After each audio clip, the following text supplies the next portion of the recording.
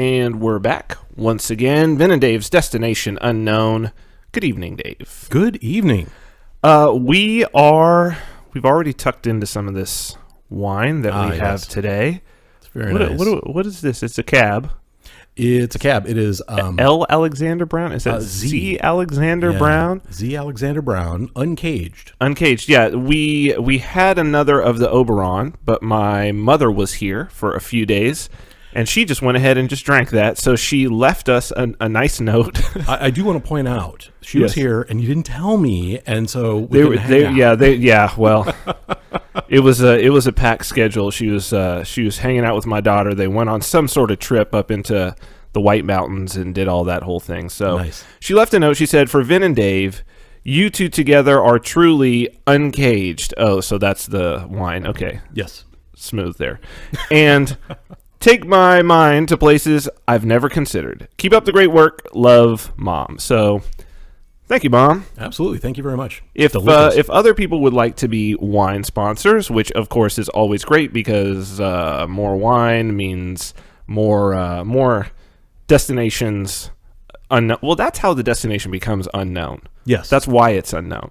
If there was no wine involved, it might be known, but wine has been known for taking you to destinations unknown. People can do that via wink.com. They can sign up either for the wine list, wine club, which is super cool, or get a gift certificate. You don't have to worry about shipping us wine. Wink does it all for you.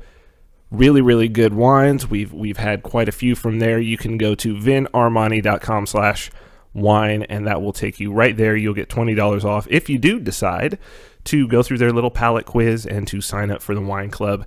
So that helps support the show, helps get us wine. So thanks to wink.com. You can go to vinarmani.com/wine. So we are in the midst of it's starting to get cold here. Mm-hmm. And I am now learning about New Hampshire electoral politics. It's quite the state pastime. Yes, it is. It seems like everyone and their mom is running for one office or another. Yeah. And I think that the state House has the most representatives per capita of any state. Yeah. So you get to know your representative. I'm not a big fan of voting. I don't vote. I have some strong opinions about voting, but you suggested this evening that we talk a little bit about voting. Well, see, I think it's just for that reason. So I think it's no surprise to our fans that you and I both lean very heavily to the libertarian side of the spectrum. And it's kind of a it's just one of the things that some libertarians are known for is that they don't vote and they take a principled stance against voting. And so I thought, that would be an interesting topic just to kind of go over like why, because I think to a lot of people, they don't understand why somebody wouldn't vote, because the line all along has been, well, if you don't vote, you can't complain. Right. Yeah. I don't go in for that at all. Oh, no. And people shouldn't go in for that. But, I think that talking about the principles that lead somebody to not vote, to choose not to vote, and also talk about the practical aspects of, if we have, a large number of libertarians that are in the state wanting to make a change, but aren't, quote unquote, participating in the system, then how are those changes actually going to come about? And, so I think it's all ripe for discussion. So I've definitely come around on this. I mean, I was pretty left-leaning socialist in much of my 20s. I'd say pretty much all of my 20s. I didn't really come into realizing that I was a libertarian, I think, until I was in my 30s. I think that's true for a lot of people. It is. It was find definitely their way true to for me. libertarianism. Yeah. And it's just because I think you have to be introduced to certain ideas. They're not going to be taught to you in school. You have to run across someone somewhere and they say something and you're like, oh, that's actually right. I mean, I was involved in, I think what started to get me to care about electoral politics, really, at an early age, I was interested in politics and the game of it all. And, had even thought to myself, oh, that would be interesting to be like in government, to get elected, to do all of that. I think a lot of that is just like a young man kind of exploring notions of power and the patriarchy and hierarchy and where is your place in the world, right? And I think a lot of young men and women, for that matter, get that sort of thing going on in their head. Mm-hmm. Especially if, like in my case, my parents were Southern Democrats, right? So, once I became politically aware, and Reagan was president when I was very young, and, hearing my parents complain about Reagan and the things that he was doing, kind of like, it to me was like, oh, well, so there's a guy who's president and he's doing things we don't like. So I should be a Democrat. And that pretty much lasted up until I got into my 20s, I'd say. And it was the sales pitch, right? Because Democrats are all about social reform. Supposed to be. They're supposed to be. Right. And rights and, protecting people and blah, blah, blah. And then in my 20s, I started making money and didn't like having it taken away from me. Yeah, and so then I went Republican and started listening to Rush Limbaugh and that whole thing. And, but it was, I would say that I early on realized that I was libertarian leaning, but it wasn't really until I'd say in my 30s, like you said, that the libertarian, fundamental concepts really kind of sunk in, and I went, wow, I'm not Democrat, I'm not Republican, I'm definitely way more libertarian. And then once I moved here, this is like a master's course just talking to your friends in libertarian philosophy. So it's crazy. Yeah, a big wake-up call for me, because my involvement, why I got involved in my 20s was, we've talked about this before, was because of the Iraq War. Protesting in the streets. The Green Party. The Green Party. I was the director of fundraising for the LA County Greens. That just seemed like the place to be. I already had no faith in either major party because I saw both as being complicit in that war. Yep. And so I could not see why the Democrats, who I had believed, I grew up the son of school teachers, union members, in a very heavily Democratic city. I think every elected official in that city, for the most part, is a Democrat in California. Yeah. So it was just like, I could not understand why these even California Democrats weren't just impeaching Bush for all the things that he was doing, and why they were playing along with it. And that was when I became completely disenchanted with both of those parties. And then I was like, okay, yeah, Green Party, it seems like they're all about, like, at that time I didn't really understand what a trap the whole notion of social justice was. I wasn't fully in, even at that time, on the sort of environmental stuff. I knew that was kind of a trap. And then getting involved and seeing their organizational structure, and I was just like, yeah, this is never going to take hold. But I was participating in this anti-war movement, and it was the most anti-war party. And then I became disenchanted even with that. And it really wasn't until the Ron Paul campaign 2008, and I wasn't like one of those people who was like, oh, I got lit on fire by that. I was participating in the campaign. I was really already not interested in electoral politics, but that was, I think, when I was like, oh, this is a principled, not crazy and outraged, not in the streets. This is someone who's telling me that he's anti-war because that's the American thing to be. I was like, oh, this is very interesting. Like, what is this?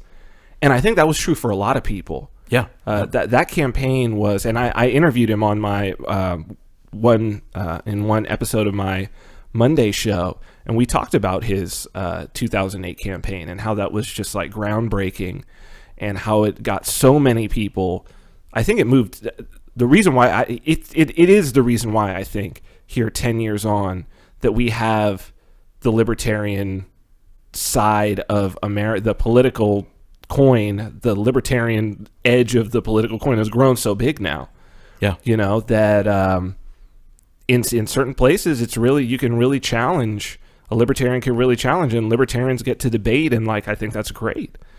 But in terms of voting, I think it was listening to the pre-Donald Trumpian Stefan Molyneux and reading some of his early books, which are really masterpieces of philosophy, and him really laying out the case for why voting is immoral, why it legitimizes violence against other people. Sure. And so for me, it really is the very simple idea that I don't want to enforce my will on someone else violently.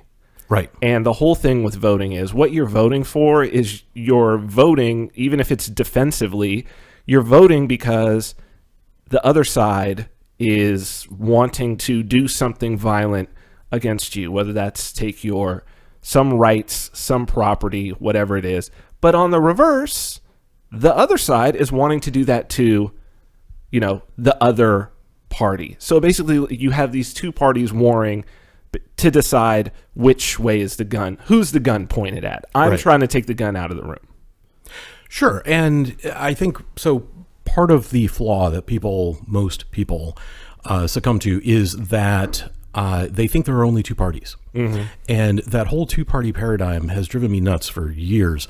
I have friends in other countries who have 8 or 10 candidates. Sure. Major candidates. Yeah, they have like a parliamentary coalition government system. Yeah. And it's crazy to me that we have locked in on these two parties. And they haven't always been the same. It hasn't always been Republicans. I mean, there were Whigs. So there was an anti-Mason party at one point. There was the Bull Moose party. Yeah. So, it's not that we only have Republicans and Democrats. Even though there are people, I was having a conversation with somebody a couple of years ago, and they said, well, it's the way it was designed. It was designed this way to give us a choice. And I said, no. It was designed to not give us a choice. The illusion of choice is not a choice. And you're basically choosing between two sides of the same coin. You're voting for somebody who is going to use government, which the government has one tool. They have force, and that's all they can use, whether it is through coercion or outright violence. It is the use of force. So if you are saying, I'm going to vote for this person because they're not orange, and Orange man bad. Orange man bad. So I'm going to vote for the non-orange candidate because I believe that they are going to do the right thing. They're not. They're going to do a different thing using the power and the force of government to do it. Well, and as Lord Acton said, I mean, I love the quote, and the full quote is very important, but the idea that power tends to corrupt, and absolute power corrupts absolutely. So he's saying in that it doesn't matter how good of a person you vote into the presidency. Right. That is so much power that they will be corrupted. He says powerful men are most often bad men. Yeah. Because they're the ones that seek it out. Well, and even those, I think, who are maybe, well, in our system, it is definitely people seeking it out. But I think in other scenarios that you can have scenarios where someone is maybe reluctantly thrust into a situation, but then they take it, they're going to be corrupted.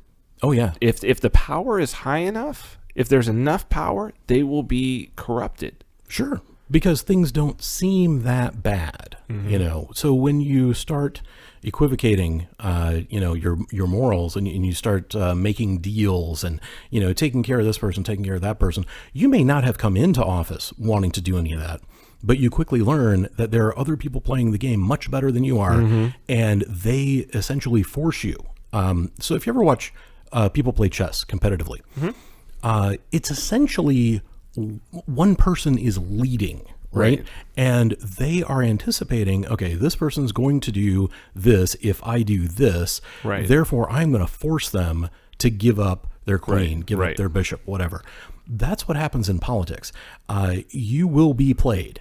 It doesn't matter how smart you are. It doesn't matter how good you think you are at playing this game. You will be played by somebody much better than you. And that's what happens to everybody.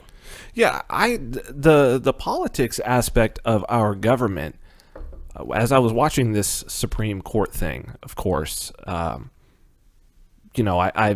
really got to thinking about how much the original design of the layout of the country, specifically in the context of voting, has changed, and because of corruption. Mm-hmm. So the Supreme Court is probably the only, as of right now, I mean, the presidency it's pretty much the same as it was laid out in the Constitution. Supreme Court has been followed for the most part, the process. But so, for instance, the Senate, we do, everybody can vote for the Senate. That's not how it was originally laid out in the Constitution. Mm. In the Constitution, it was originally laid out that the states sent 2 senators. So usually it was like the state legislature was going to send 2 senators.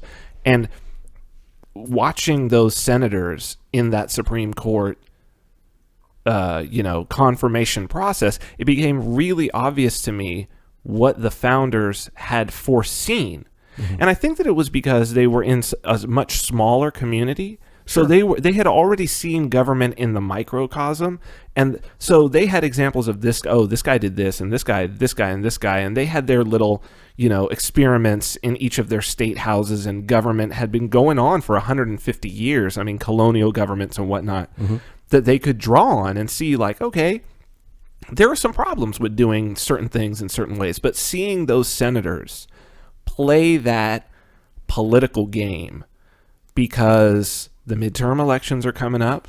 We've got these, I'm convinced the Democrats or somebody trying to get the Democrats to win, delivering these bombs. They weren't even bombs. They were just meant to look, they were jokes. Yeah. Yeah. They were, somebody described them as, if you asked your prop master for something mm-hmm. that looked like a bomb, that's what would be delivered. An Instagram photo op of a bomb. Yeah. Yeah. I mean, it was, the devices were not detonatable. Right. It's not like they were badly made bombs. Right. It was a joke. Have been turned into a bomb. Right. They were just completely fake. Yeah. So that's just a show. Yeah. And we've got these midterm elections coming up. But you go and you think, okay, how would that have played out differently and also, who do you get as senators? You really get somebody different. So you imagine, okay, let's take New Hampshire. We're going to send 2 senators from New Hampshire. Mm-hmm. They're going to represent the state there in Washington. It's not voted by. It's basically chosen by the legislators of the state. Mm-hmm. Or the governor or whatever it is. Who you get, you don't get politicians. That's actually the cool thing about what it would be with the Senate. Mm-hmm. You might get a successful and respected retired governor, perhaps. Sure. Or maybe a retired state representative who was well known. But you would imagine that you would get business people, that mm-hmm. you would get lawyers who were well respected. That you would get, people who had been, philanthropists or involved in charity work or had particularly meritorious service in some other way, but just people that were examples that the people of the state were like, yeah, that's somebody who I'm proud to say I'm from the same state as them. And they would behave in a different way. Right? Like that, you would think that should be the place where if you imagine that you would have, instead of these 100 money and power hungry individuals who are constantly up for re-election, instead you had these like honored representatives of a state mm-hmm. Up there interacting with each other on that level. That should be the place the Senate should be the place that should be like the moral compass of the legislature, but it's not. No. Not at all. No. And, there's other interesting things about the the original layout of the Constitution. Now, granted, these guys, you could say a lot of things about them. I've always said morality is an evolving technology. They certainly did. Some of them certainly did own slaves, but they sat and they thought about that. They were well read. Thomas Jefferson had the biggest library in the world at the time. 1776, the best-selling book. I often come back to this because I think it's important to say who were these people. The best-selling book, it was about 90% literacy among the freed population. That's white and black. Free people, about 90% literacy throughout the country in 1776. And the best-selling book was Thomas Paine's Common Sense. There was actually one copy for every... There were so many copies. There was one copy for every 12 people. Wow. In the colonies. So you're talking about a very high intellectual level of people, even though most of them are what would be considered peasant farmers. So you have this very high intellectual level. You have people studying the classics. You have people studying philosophy. It's in the height of the Enlightenment. And they sit down and they're like, let's take from all of the best of history and try to cobble something together that's purposely weak, right? Let's have all these checks and balances. Like, it should be no person in here, there should be some aspect of it that makes them weak. Yeah. Like this grand game of paper, scissors, rock, right? And that would create this compromise, and it's just been destroyed over time. So, like, for instance, we're talking about voting, enfranchisement. This is something that I feel like is a third rail, but I want to talk about it. Third rail? I'm going to lick it. Let's do it. Enfranchisement, the idea that, or universal suffrage. Okay. Right? That everybody should be allowed to vote. Now, there was no federal level stipulation about voting in the initial Constitution. It was left to the states, completely to the states. Okay. Everything was left to the states. Everything in that regard, for sure, right? Now, since that time, we have federal amendments that the states have to abide by that have now made it universal suffrage. But you look at what states were doing at the time. For the most part, there was a property requirement in almost all of the states.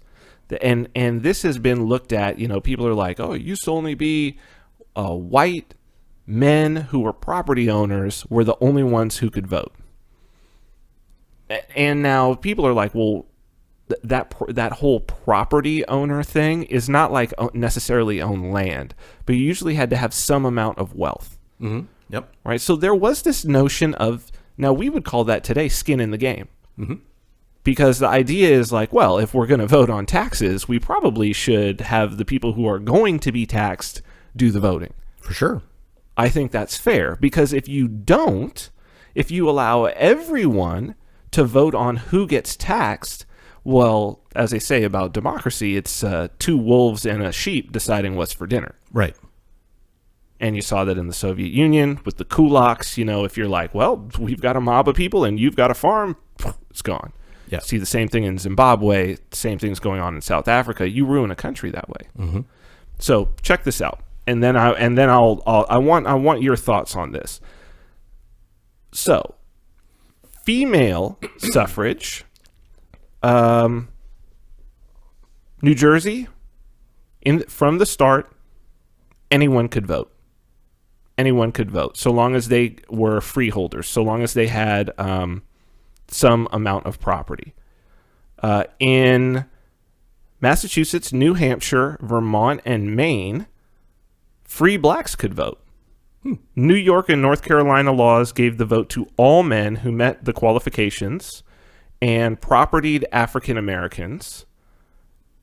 And then it was steadily taken away. This is the problem that I have with voting. One of the big problems that I have with voting is that, and law making, is that you send somebody up there to be a legislator. The expectation is they're going to make laws.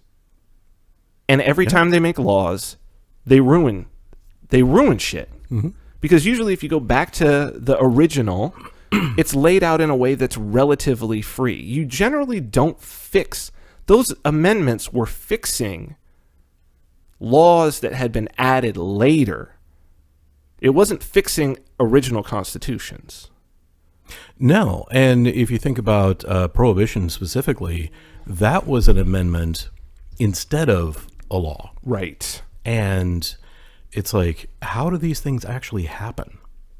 Well, so what I've been about when it comes to voting and where I've come around on this a little bit is, and what I think that the libertarian position can be, and what I think the Libertarian Party could be and should be, and I think it's simple, is if you want to be in the Libertarian Party, if you want to be a libertarian candidate, I think the most powerful platform is to say, look, I will vote no on every single law except, that's the whole reason I'm there, except decriminalization of peaceful behavior and enshrinement of rights.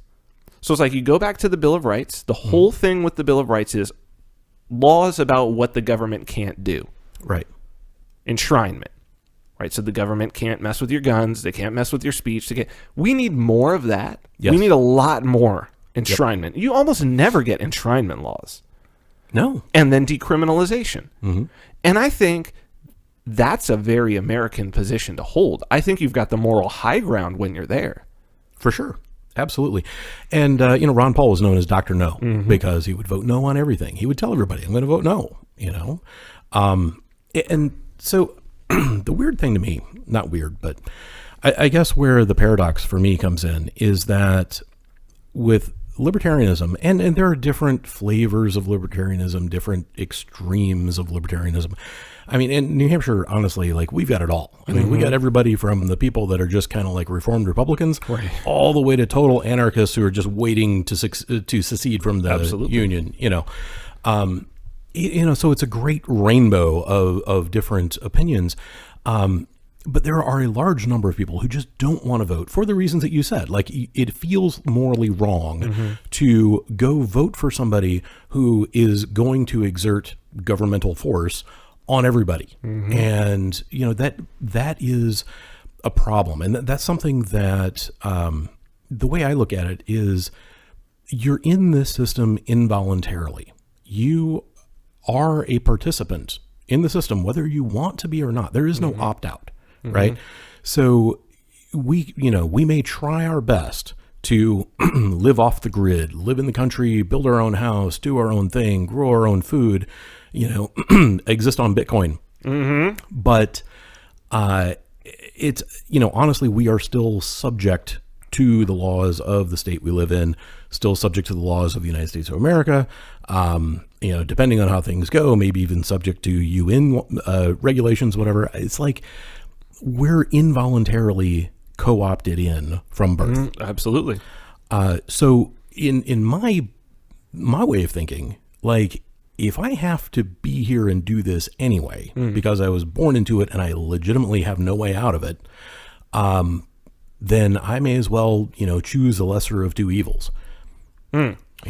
Well, the problem, as I think about this, the problem that I see is kind of like a song, right? One of the guys in my DJ crew back when I was in my 20s is a jazz musician. He's a keyboard player and a producer as well. And he had the jazz musician's problem. And he would mention it all the time, but he called it noodling. Right? So he said, I've been sitting here noodling this track for 3 years. He had so much music that he was just like, it just feels like there's just one thing. But I would hear it, he'd give me these different versions. I would hear let's say what he was calling the rough cut. And I would be like, oh, that's awesome. I'd hear it, then he'd be like, oh, I'd been working on that. And I'd hear it a year later. It would sound 100 times worse than it had initially sounded because he had noodled it. Yeah. Because so often you're just you're right. Like, you hit it and you're right. And I feel like it's one of the things that I really got when the first album that really hit me, where I got this from him, was 808s and Heartbreak, Kanye West. Okay. Which I think is maybe his masterpiece album because of how far out there it was for the time. And Yeezus is another album that's like that too. But his albums are very much like that, to where they're so far out there that you have to listen to them like 7 or 8 times because they sound terrible the first time. Well, because it just doesn't. You don't recognize it. But that was the thing when I first heard 808s and Heartbreak. I was like, he didn't noodle these at all. Like, he just got into the studio, laid this down, did not mess with it, laid down the vocals probably in one afternoon, and was like, okay, master it. It's done. Wow. And I think you can hear that. You could hear that in Motown. You know, you can hear that. You can hear that in so many like early hair metal bands too. You can hear that as well. Yeah. And it's just like, and it's raw. Yep. That's what, there's the rawness to it, to where you're just like, oh, this is really good. And it really hits you because it has that spontaneity to it. I feel like that's what I want to move towards in terms of government. And that's where I think so many of these people who are constitutionalists, I don't think that that's a place to be, because we are obviously way far away from that at this point. We're not going back. There's no way to go back. If anything, it's like an orientation. But I do feel, for me, I don't want to participate for the reason that I think it's already gone off the rails. It totally and has. That there's no putting it back on the rails. I don't want it all to fall down, clearly. But, that's my involvement with crypto, is I feel that it is the chance to sort of write new constitutions, and then we can kind of just decide which one we want. And there is this big call for it to be like, code is law, lock it down, let's not move it. I'm at least a little bit sympathetic to that. Mm-hmm. Yeah, I think that was actually the driving force behind the creation of the Free State Project, right? So the idea was, okay, as a nation, we're too far gone at this point. What we need is one little bastion of freedom. And how do we create that, right? Practically, how do we go about creating a bastion of freedom?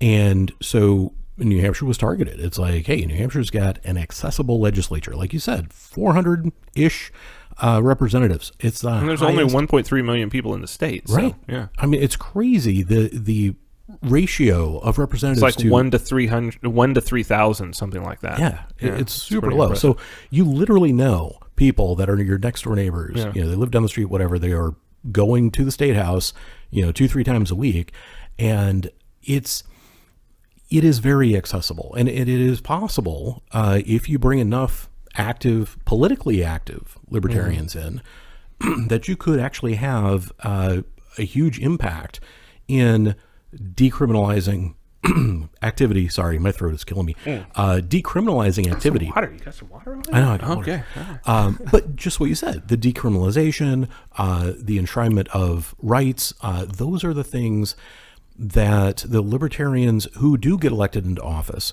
and oftentimes they have to run as Republican or Democrat, just because of the way the rules are set up, so they do get in, they do, in a lot of cases, help us in a lot of ways, help, make us more free. So I appreciate the work they're doing, because they are going in there, and it is not exactly the most friendly environment. When you have, socialists on one side and you got hardcore Republicans on the other side, and you're a libertarian just trying to, make weed legal, but yet keep guns legal. It's like, it confuses people. Well, that is, and I think, when you bring up New Hampshire, so many things that are examples of being here, I see why New Hampshire was targeted, but so much of it is because New Hampshire was a place where laws that had been passed with the quote-unquote best of intentions, but the road to hell is obviously paved with good intentions, had never been passed here. Things that living in other states, so tell you a little story, and you'll immediately get, but not all of the audience will probably get the punchline of this and why it's funny related to New Hampshire. So I told this story right when it happened on my Monday show, but some people may have not heard it when it happened a while ago. It was in Vegas, and Vegas has they have mandatory car insurance, but they have it in a very interesting way. They've gone whole hog on the mandatory car insurance. So basically, it's reported by the insurance company to the state, and it sits in a database that can be checked by the police. So they ask for your license, registration, and insurance, but they can actually see your insurance. But most important about it is, if your insurance lapses, it will suspend your registration. Wow. So like if your insurance lapses, it'll get sent, it'll suspend your registration, and then you'll have to pay a fine to get it reinstated. So they went like whole hog. You can't even be expired for a day. So basically what had happened was I had like my insurance, I was switching from one insurance over to Geico. I saved 15% or more. Switched over to Geico. By going with the government. Right. So I switched over, and I guess the dates that I had done it left kind of a gap in between. But they have these DMV kiosks. I went. I renewed my registration. Right? Everything was fine. But I guess that there was some sort of gap right in the day, because I had lined it up just to the day that my registration would expire, and then I would go and get it renewed.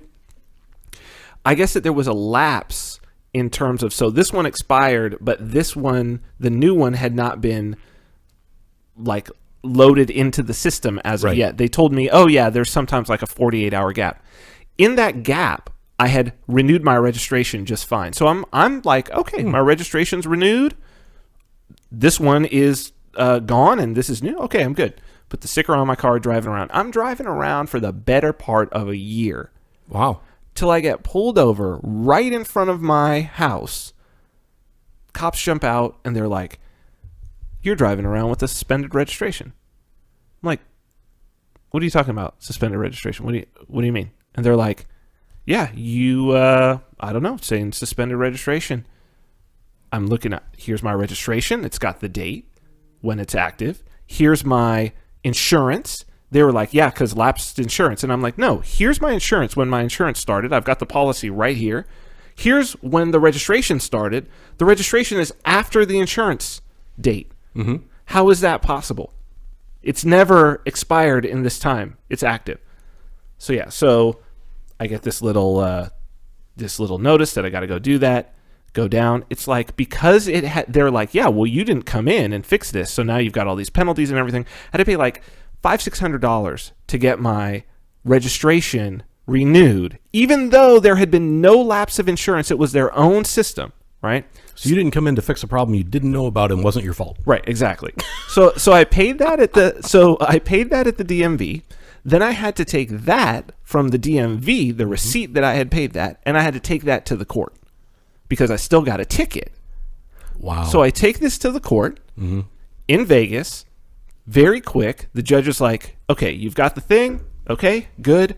All right, pay $120, and then that's it. And I'm like, okay, cool. And so I leave. I'm like, okay, I've got however long it is to pay this $120. Now, I'm thinking, like like a few weeks later, I was like, oh, this thing here, I got to pay this thing. And I was like, no, I remember sitting in the court, and I went up to the window and I paid. And I was like, okay, it must have been for this.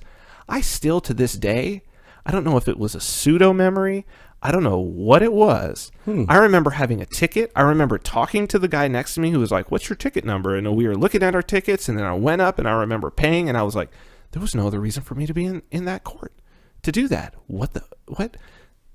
And turns out I didn't pay it.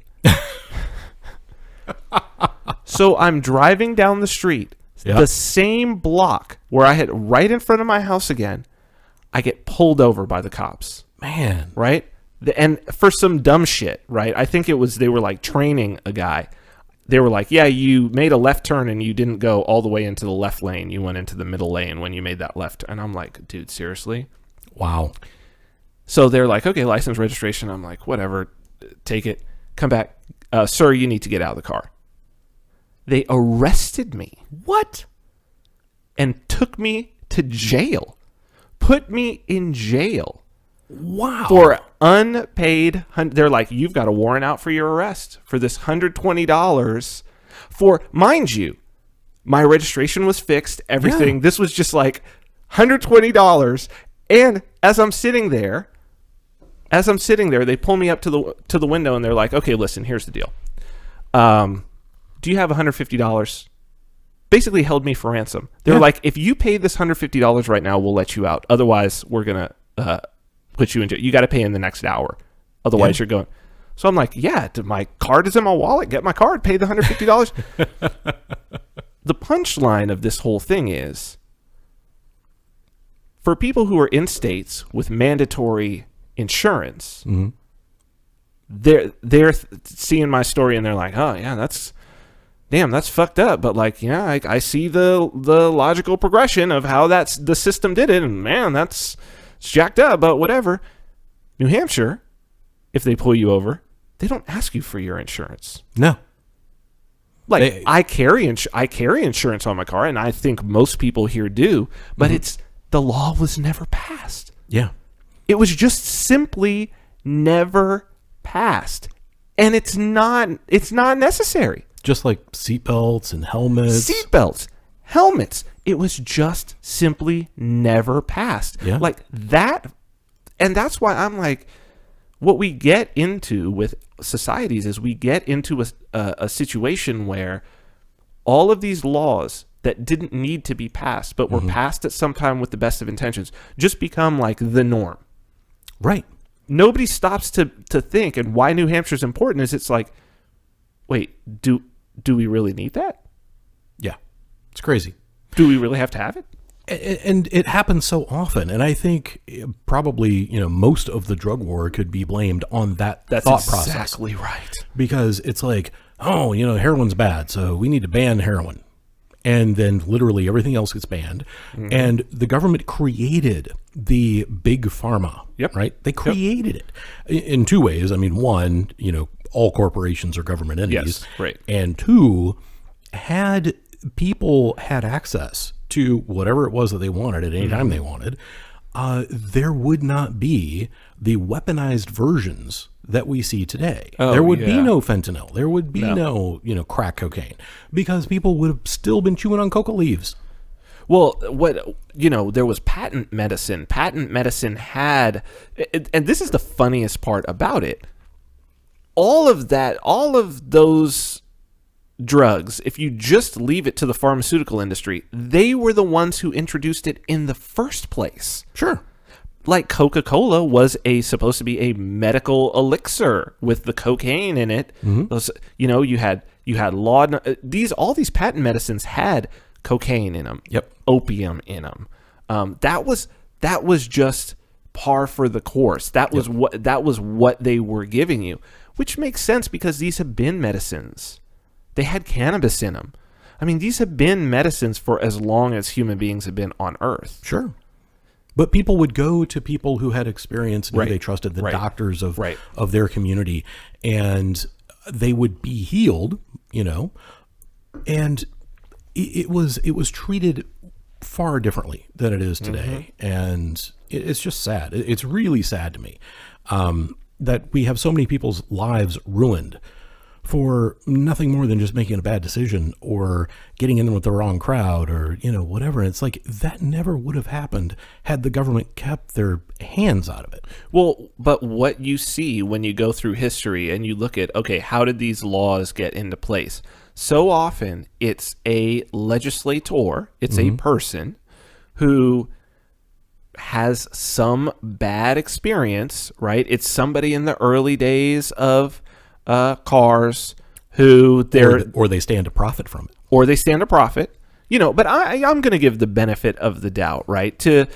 There's so many cases of those individuals who just have some personal incident happen where there's a car involved, where there's drugs involved, where there's a doctor who's unscrupulous involved. And those are the people who are like, yes, my daughter was, or at least they're used as the props, right? My daughter was, killed because this doctor was, so now we need all of this litany of laws and licensing and regulations. Does it actually make the situation better? I mean, was there some real huge situation of doctors, killing people to a large... I mean, when you had back the days of the country doctor, I mean, people knew who the doctor was. Mm-hmm. Regardless of whatever his education was, it's not like you're not going to stand and live very long in a town if you're not actually healing people. Right. Yeah, they would run you out of town on a rail. That's what I'm saying. Yeah. It was the Yelp of the day. Well, but the thing is, it still is the case. It's like if your food is bad in your restaurant, you're just not going to be in business. If people go to your restaurant and they get sick, you're just not going to be in business. And the other thing about it is most people don't understand because they've never been business people. You don't start a business and then not take care to not poison your customers. Right. Every business owner is in, like, I look at myself, the security of our users on our platform is the top number one thing that I am concerned about, that keeps me awake. Nothing keeps me awake more than the security. And this has been true for all the software projects I've ever worked on. Mm-hmm. The security of our users has always been the thing that keeps me up at night. And that's true with it was the case when I had an event space. Mm-hmm. The safety and security of my patrons was the number one concern, the number one thing that I was anal about, right? It was like, I need to make sure that no one gets injured or anything bad happens to them while they are in this space. That is my responsibility. That is my first responsibility. I think that's true for every business owner. It is if they... So let's do a little thought exercise, right? Mm-hmm. Let's say that you wanted to make money producing a product, 300 years ago. Right. You would literally make the product and then go trade it or sell it to somebody. Right. One-on-one. Right. Or you'd set up a little storefront. Sure. And you'd have your products and you'd sell it. Then the government comes along and says, oh, what we need is more government in this transaction. So what we're going to do is we're going to make everybody be a corporation, mm-hmm. and we're going to tax everything. Yep. So now, because corporations exist as a separate entity, mm-hmm. right? And there is the veil, the corporate veil that protects everybody. Mm-hmm. People are allowed to get away with things they could never have gotten away with before. Right. They're allowed to produce products that they never would have produced before. Look at, the pharmaceutical industry would never have invented fentanyl if the one guy who knows how to make it was responsible for making it and responsible for the health of the people that took it. That's right. It never would have existed. Well, yeah, because you'd be dead. Right. Because people would kill you. They would come and they would literally kill you. Yep. They talk about that it's funny. They talk about there's an opioid crisis in New Hampshire. Like there's an opioid crisis. I see. And they talk about it like it happened just out of nowhere. Like there's not a logical progression from the government to this happening. See, I'm not sure that there's an opioid crisis. What I think more is that there's an opioid crisis throughout the country. But I think New Hampshire, it's pronounced because there are not the other issues that are in other places. Yeah. Part of that is because there are a lot of laws that have not been passed. Because every time you pass a law, you criminalize somebody. Right. You create a new class of criminals. And so it's you like, create a new market. well, if you want less, so that's the whole thing, to where it's like, okay, think about the story that I just told, right? Think about the story that I just told. I was put into the criminal justice system. Yeah. Okay, I went to jail. I'm sitting in jail. I'm a criminal. Okay, we want to talk about crime statistics. This is a crime statistic that simply would never have happened in New Hampshire. Right. I could have been doing the same thing. I could have been pulled over by a cop. It could have been the whole same thing, but I didn't commit a crime just because a law hadn't been passed. And people don't think about that it's like the place with the most laws on the books will be the place with the most crime. Right. Washington, D.C. Oh, dude. Chicago, New York. L.A. L.A. San Francisco. Yeah. Crime-ridden. Crime-ridden. Yeah. Crime-ridden. Because there's too many laws on the books. You turn somebody into a criminal so easily. I mean, so my younger brother this was basically his PhD thesis, which then was turned into a very popular among academics in this field book. That was basically, he spent his time in his PhD program. So I think it was between 3 or 4 years, basically embedded himself down. It's kind of gonzo academia down on Skid Row in LA, right? Became really like, he knew everybody down there. They talked to him. It's really, I think I've probably got it up here. So if impersonating a soldier is stolen valor, what's impersonating a homeless person? Well, he didn't impersonate a homeless person, right? Okay. He tells the whole story of how he sort of gained the trust of individuals down there. But the book is called Down, Out, and Under Arrest. And basically what it's about is it's about the idea that homelessness has effectively been criminalized in Los Angeles. Sure. And so being homeless, everything from like sleeping on the sidewalk, there's all these arcane, weird little laws. And what happens is, just like my story, the cops come by, they cite somebody for a ticket, but this person's homeless, right? They don't show up for court. Okay, now you've got a warrant. Now we grab you. Now we take you to jail. But then they've got this whole thing about like, okay, but if you like plead not guilty or whatever, and then you agree to go to a shelter, one of these missions, which is paid by the government. But then if you leave the mission, you're going to be back. Like, so it starts cycling these people through, and and they start stacking up these criminal charges.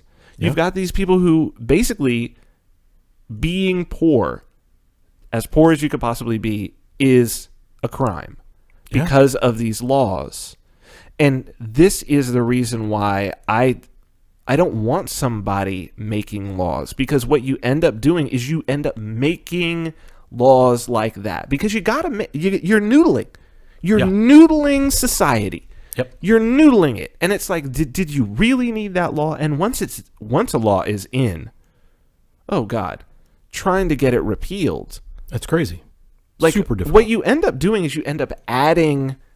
So it's like the legalization of marijuana is not decriminalization. This is what people don't understand, because they haven't really gone and read the law. You didn't really make it. Still is a crime. Like, so for instance, Las Vegas, they have recreational weed. Okay, they have recreational weed in Nevada. Also in California. I think Massachusetts has now just passed recreational weed. What it really is it's tax and regulate. So it is still just as much of a crime as it was before the law was passed, if you are in possession of weed and you're 21 years old. It's still a crime if you smoke it in public. If you're walking down the street on the Strip in Las Vegas and you're smoking weed in public, that is still a crime.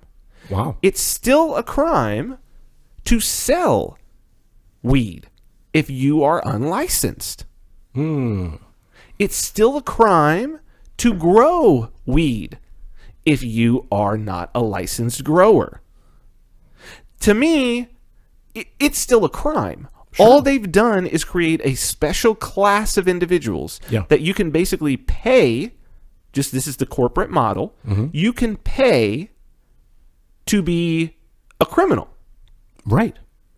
Because that's all it takes, right? I mean, we're talking about applying laws to common people versus applying laws to the elite. That's right. And you can become elite. It's the way, if you're elite, to get a pass from criminal prosecution. Absolutely. That's what it is. So one of the funniest things, most ironic, how about that? Most ironic things I read was Shemaine Nugent. Okay. Ted Nugent's wife? Okay. Yes.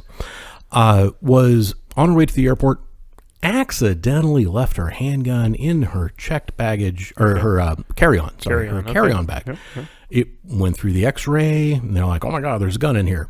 And everybody flipped out for like 5 minutes. That was it. And they were like, she was like, oh, sorry, just a total accident, blah, blah, blah. Left it in there. And they let her, ship it back home, and everything was cool. Now, if I go through the airport with a gun in my carry-on bag, I would have a much different experience. Right. Because I'm not elite. Right. That is, so there's two sides of that. There's the preferential treatment of individuals. Yeah. So you have that. I've experienced that in the most minor ways when it comes to individuals in government, like law enforcement. So in Vegas, I maybe had 2 encounters where there were cops where it otherwise could have gone bad, but they recognized me from the show. This is when the show was at its peak, and sort of gave me a pass, right? So I've experienced that maybe 2 times, and that was interesting. That left me thinking for the whole day, like, actually, that was kind of fucked up. Like, wow, okay, you can really just... You really have that sort of, prejudicial pick and choose sort of lenience that you could just, you've got leeway to do that with whoever you want. That's fucked up. Why are you not doing that for everybody? Yeah. Is my first thought. So you've got that, but then I think the more insidious is the law side of it. To where, and I mean, we're seeing this with cryptocurrency in a big way.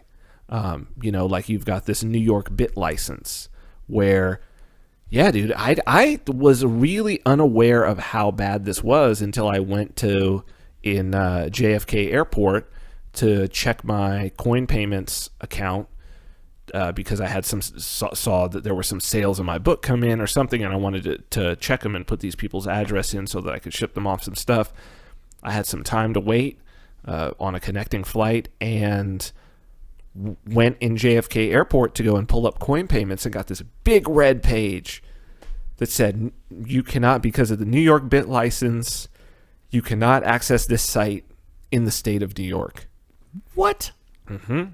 So there's only a very, very few companies that have shelled out the however many $1 million or whatever it is to get this, what's called the New York bit license, so that you can be, even if you're completely legal in the rest of the states or the rest of the world, to do what you're doing. And now, mind you, coin payments is not even an exchange. It's basically it's a wallet, for lack of a better term. I mean, they don't do any exchanging. It's just like straight in, but they just facilitate. They have a point of sale system and all of that. Yeah, could not access it. Wow, that's crazy. And that's the kind of control that's coming, to everywhere. Well, I mean, New York, it's here. New York is kind of the bellwether, right? They do things first, and they have apparently found that hey, we're going to block all these websites that have anything to do with crypto, and we've solved the problem. Well, except for those of our friends who have. So, for instance, I can get on Gemini and do exchanging. The Winklevoss twins, site, their exchange, they paid the bit license. Coinbase paid the bit license. Yeah. Or if you can, get through a VPN or Tor or something like that. Exactly. Yeah, you got it. Yeah, exactly. You've got to jump through a whole bunch of hoops. Yep.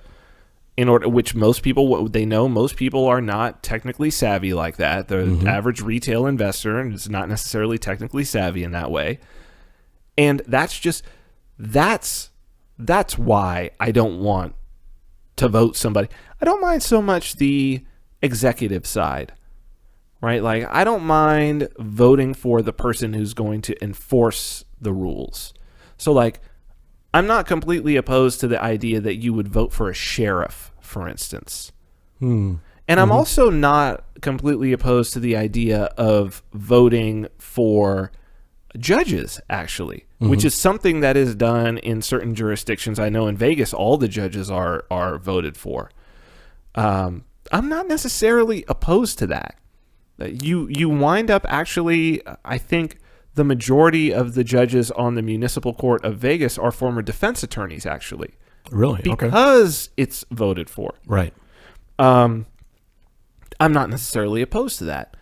But to vote somebody into office and to basically tell them, okay, your job is, literally their job title is lawmaker. No, I don't want you to, there's enough laws. I don't want you to make any laws. I want you to take them off the books. Yeah. But that's so much harder to do. It is. And Gary Johnson actually tried to explain that when he was a guest speaker at PorcFest a few years ago. He was literally in front of an auditorium full of rowdy libertarians who had all spent a week in the mountains drinking beer. And he was giving a speech that actually, if you were in front of a mainstream, libertarian-ish audience, would have loved it. Right. But of course, our people are hardcore, so we're catcalling and boo and like that. When he brings up things like, for example, when we're like, get the government out of marriage, that was the big thing that year. Is like get the government out of marriage, and he's like, you have no idea how hard that is. Like, honest to God, like, we can take these small steps, we can pass these laws, but we literally can't just take an eraser and just mark out law. But the thing is, you can. It's the same process as striking.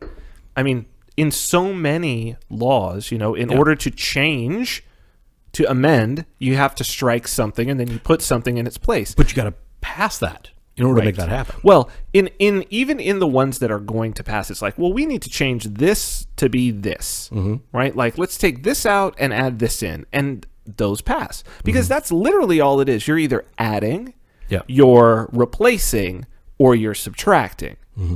I'm all about no adding, no replacing, subtract.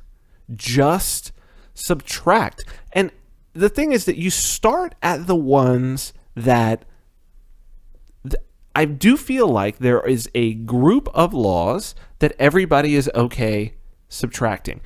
And I think for libertarians that it's like, where we start with the ones where everybody will be like, oh, that's got to go. So you start simple, ease them into it. Go back to the weird original laws, crazy things about, like, where they always talk about, oh, that crazy law about, like, a man can't stand next to a goat for more than 10 minutes or something. Exactly. Every you can't state store an ice cream cone in your back pocket. If two trains meet in an intersection, neither train shall move until the other has passed. Right. That's a deadlock, my friends.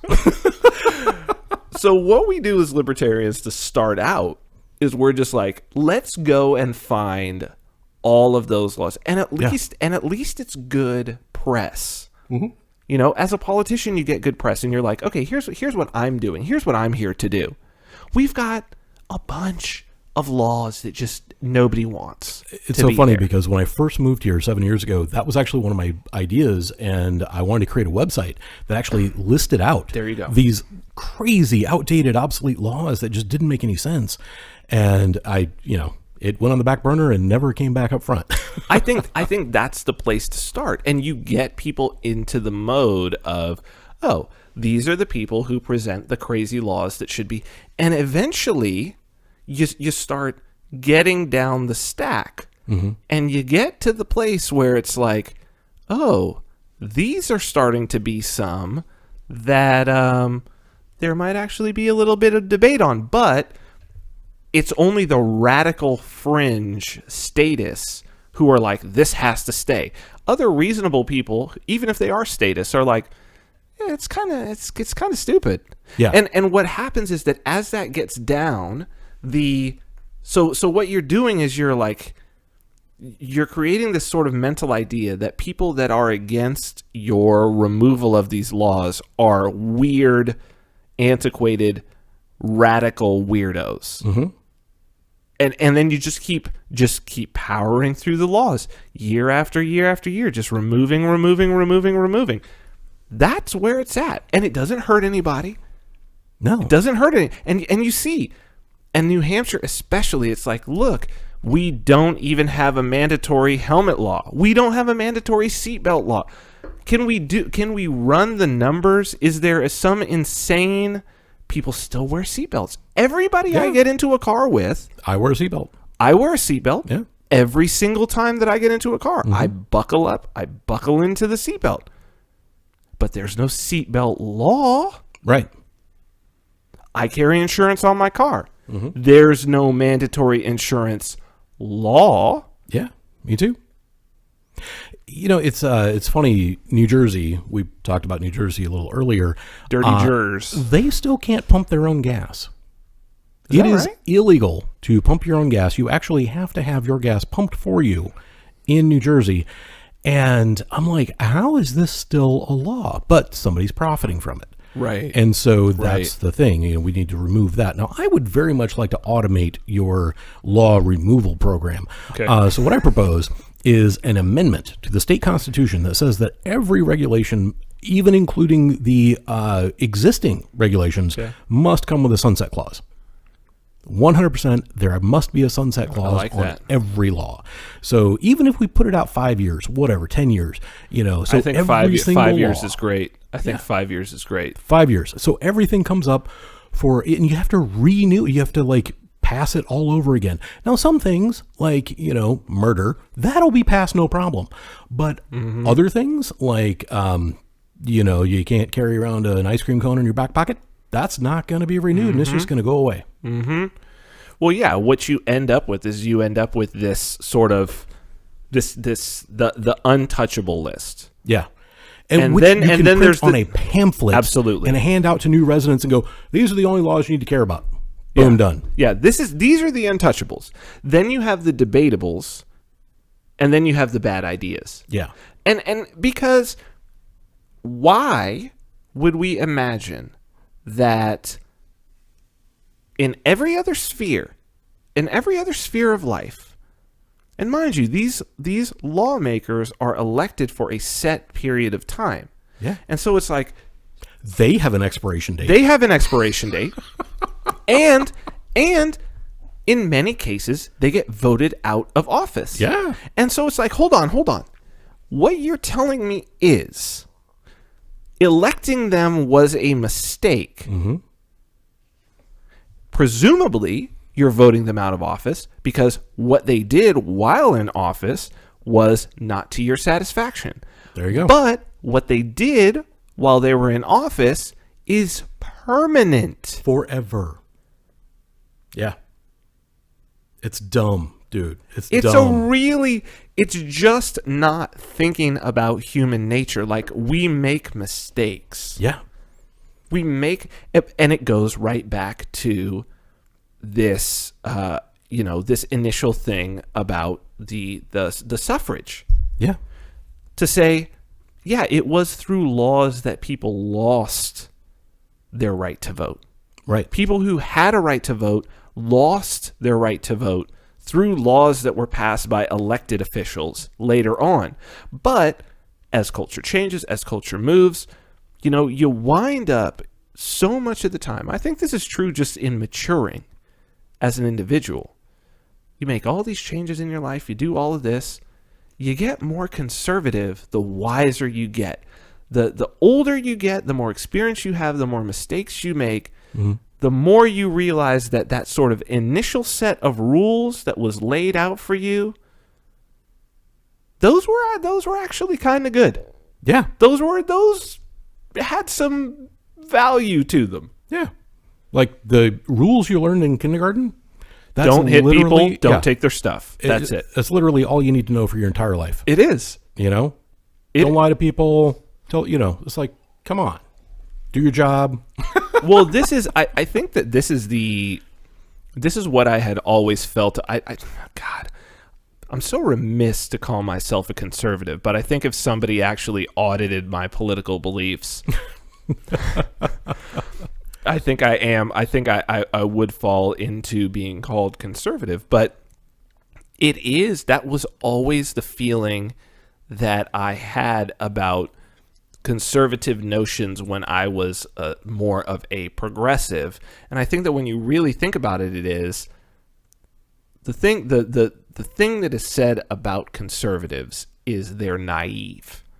That's always what progressives will levy against the conservative ideal, is like, that's just naive. You just don't understand. Mm-hmm. And it's so much like what a teenager would tell both a 5-year-old and a 55-year-old. Yeah. Right? Totally. Because the 5-year-old and the 55-year-old kind of have it down. Totally. It's pretty simple. Yeah. It's the teenager who's confused. It's the teenager who's confused. They weren't confused at 5. They won't be confused at 55 because they've gone through a whole lifetime at that point. Yeah. And you realize, oh yeah, I was a fucking idiot at 16. I didn't understand shit, because you have to learn it all for yourself. You look around and you're like, it should be different than that. Yeah. And when you get a little older, you realize, oh no, human beings are fucking idiots. Yeah. Yes, they are. We're really, really, really dumb. You got to keep it simple. Yep. Don't hurt people. Don't take their stuff. You got to keep it fucking simple, because if it's not simple, we fuck it up easy every time. Every time. So I we're hanging out with some friends of ours a week ago, and the conversation inevitably turned towards politics and social justice issues and things like that. And I hate getting into those conversations with friends who are more liberal, because the things that I usually say can be taken incorrectly. Mm-hmm. And I was fortunate in that I phrased things in the right way. But it was like the criticism was, hey, this other friend of ours who wasn't present said that in an end of the world situation, people wouldn't choose to be gay. And I'm just like, what? That's a weird thing to say. First of all, are people choosing in the first place? That's the first question. Right. Are people choosing? And secondly, is being gay actually a binary choice? Is it a yes or no answer? Is it a 1 or a 0? I don't think so. I think, in my experience and all the research I've done, it's a bell curve like everything else. Sure. Like, yes, there are 100% straight and 100% gay people. They're very rare. Very rare. Everybody else is right in between somewhere at some percentage. And that's which by the way, is true for most higher mammals. Yeah. That's not it's not exclusive to humans. No, not at all. No. Not at all. I mean, you got dolphins that, then apes and everything. Yep. They look, people play, and fun stuff happens. Sure. And, you end up in a hot tub and, things get weird. Not saying that's ever happened to me more than 5 or 6 times. Fair enough. But I will say that you can't just collectivize everybody into one bucket and say the gays do this and the lesbians do that and the transsexuals are this way and blah, blah, blah. It's like you're taking an entire category of people and you're just bunching them all up together and assuming that they... And there was a big liberal article that was all over Facebook over the past week. It was like something like old white men were mad at you or something, I don't know if you saw that one. But I'm just like, okay, there again, you're basically taking the tactic that you claim to not like, right? Which Right. you don't like collectivism, you don't like racist. That it's is racist, a racist it's ageist, article. It's ageist, it's sexist. Sexist. And it is all these ists, right? Exactly. Yeah, And yeah. I'm just like, okay, how is this a positive message or anything? Right. It is just restating all of the isms and the ists in a different context.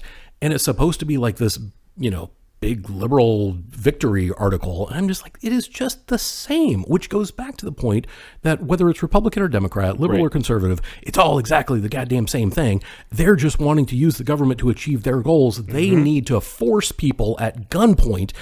This was a friend of mine said this several years ago. I posted something on Facebook, and then he came back with, what the government doesn't, like, oh, you don't pay your taxes, blah, blah, blah. They send you a letter or something. I'm like, really?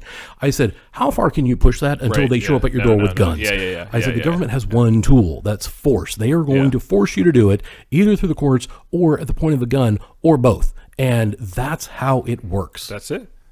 Irwin Schiff died in jail because of Peter Schiff's dad. Lauryn Hill went to jail. Wesley Snipes was in jail. I mean, you go down the list. It's really just all about how much and how high profile are you? Like, is it worth it to put you on trial? Is it worth it to come with guns? It's not to say that they're not going to. Yeah. It's just to say, well, you'll be a victim of your own success. The thing is, like, if you're not worried about them coming to your house with guns, it's because you don't have anything worth them taking. Yeah. Well, if you don't do anything wrong, you don't have anything to worry about. No, see, that's not, it's if you don't do anything right. If you don't do anything right, you don't have anything to worry about. Because if you do something right, best believe they're going to come knocking. Oh, yeah. Best believe that if you do something right, because there was a time when Bitcoin exchanges were completely unregulated. We don't know how to regulate this. We don't know how to regulate this. They figured out how to regulate it as soon as Bitcoin got a price, and they were like, there's billions of dollars over there. There's billions of dollars over there. Why do we not have guns over there? Yeah. Taking their shit. Yep. If you don't do anything right, you don't have anything to worry about. If you do something right, you got a lot to worry about. Yeah. Mo money, mo problems. Yep. You can take it back as far as you want in history, but one notable example, Martin Luther King. Mm-hmm. He, regardless of the race of person I'm talking to, Martin Luther King is pretty much universally admired. Absolutely. And, it takes a particular kind of hardcore person to not admire Martin Luther King and what he did and what he sacrificed. That dude was literally sacrificed shot yes, for his beliefs. But before he was shot, he was being completely surveilled and harassed. COINTELPRO, he was a massive target. Yeah, huge. Of the FBI. I mean, so much so that everybody involved with him, his entire entourage was carrying guns. There were everybody who went into his house towards the end of his life had said that it looked like an arsenal. Yeah, it had to. Yeah. And that's the thing that people don't understand about the Second Amendment. It is not about, duck hunting. Mm-mm. It is about protecting yourself from the very government that you worship. Exactly. It's like, and those are the people that need that. And see, this is the thing. If you do not have the ability to have the arsenal in your home that Martin Luther King did, you think about it, right? Here's a man, he's got a young family. He was young. Yeah. He's got a young family. He's being asked to be in a situation where he's putting his family in danger. He knows it. He knows the government's after him. He knows, well, okay, sure, you've got Ku Klux Klan after him and whatnot, but that's the government at that time. Yeah. So many people in government positions were also in the KKK. Yep. It's back and forth, right? So he's a target, a huge target. and people can get to him. Is he going to do those things if he doesn't feel like he has the ability to arm his supporters around him to protect his family? Of course not.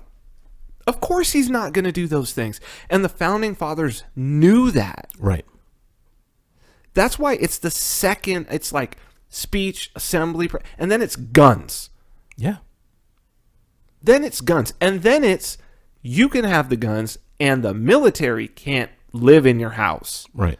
That's you see where and their then head, the government and then can't they come can't and search it. Right. Yeah.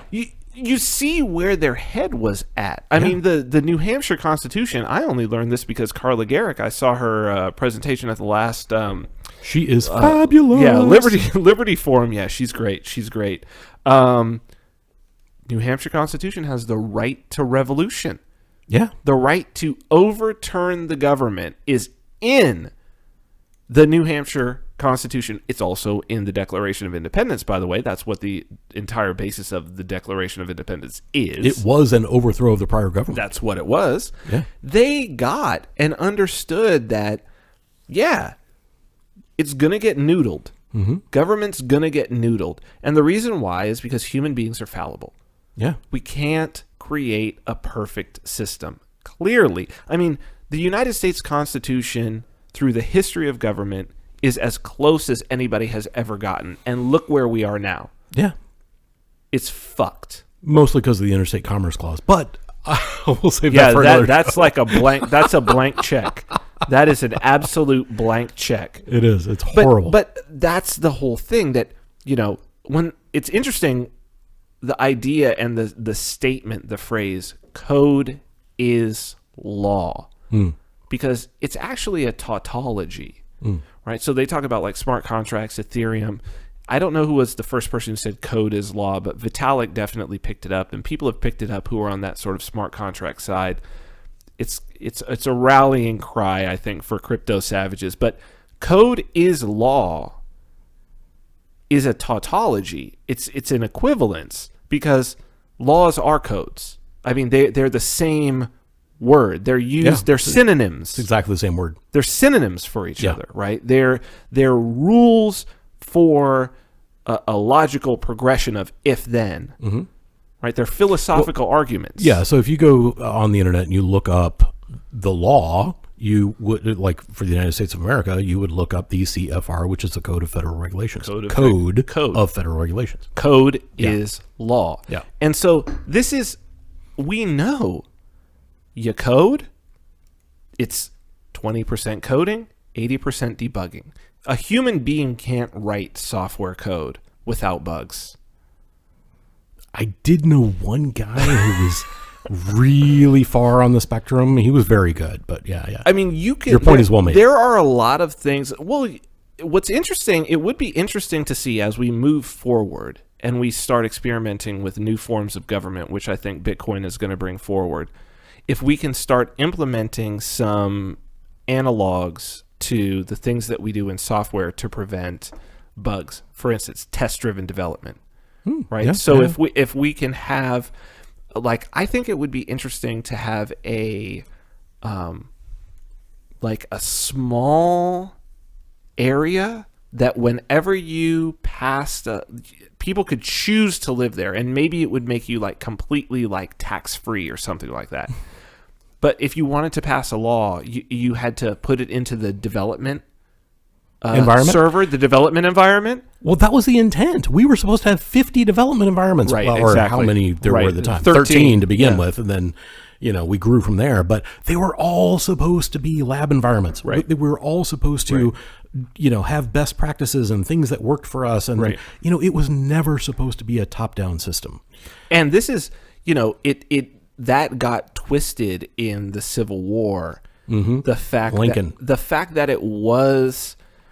See, I think that's one of the weirdest things in history, and it would make for a great what if.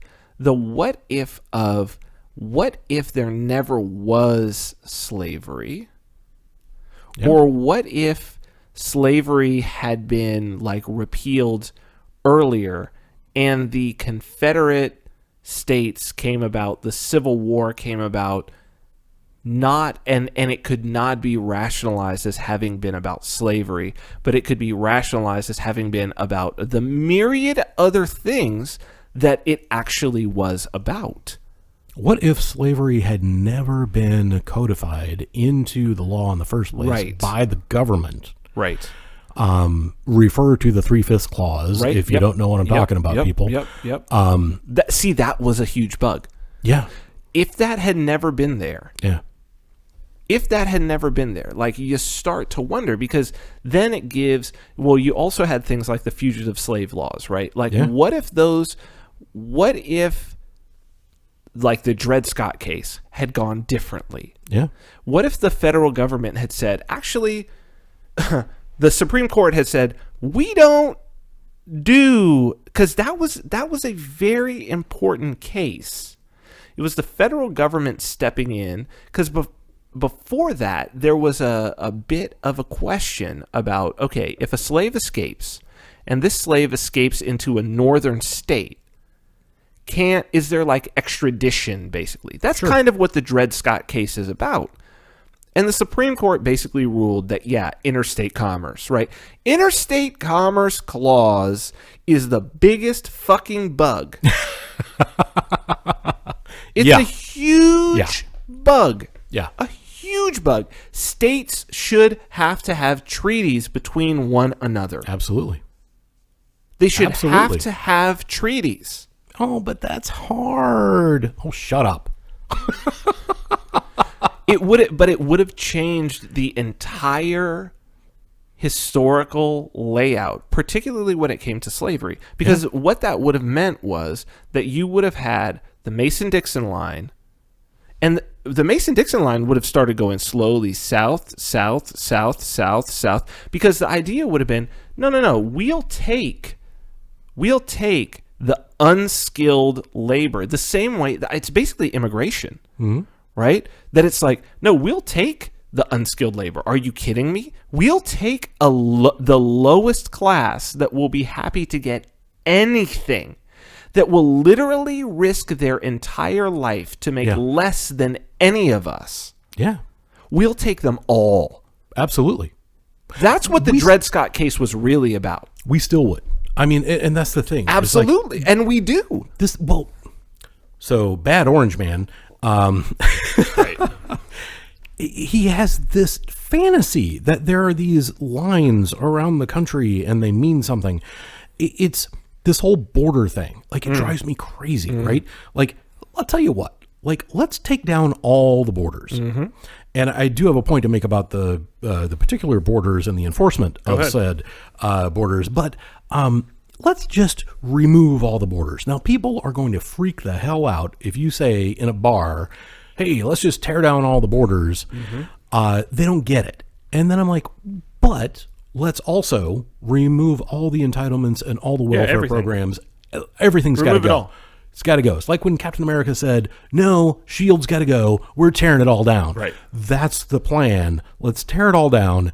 And then the people would come here for the opportunity, just like they did 200 years ago. And what's interesting is that those people, like, so for instance, Italians who came, I think it was something like 65% they basically deported themselves.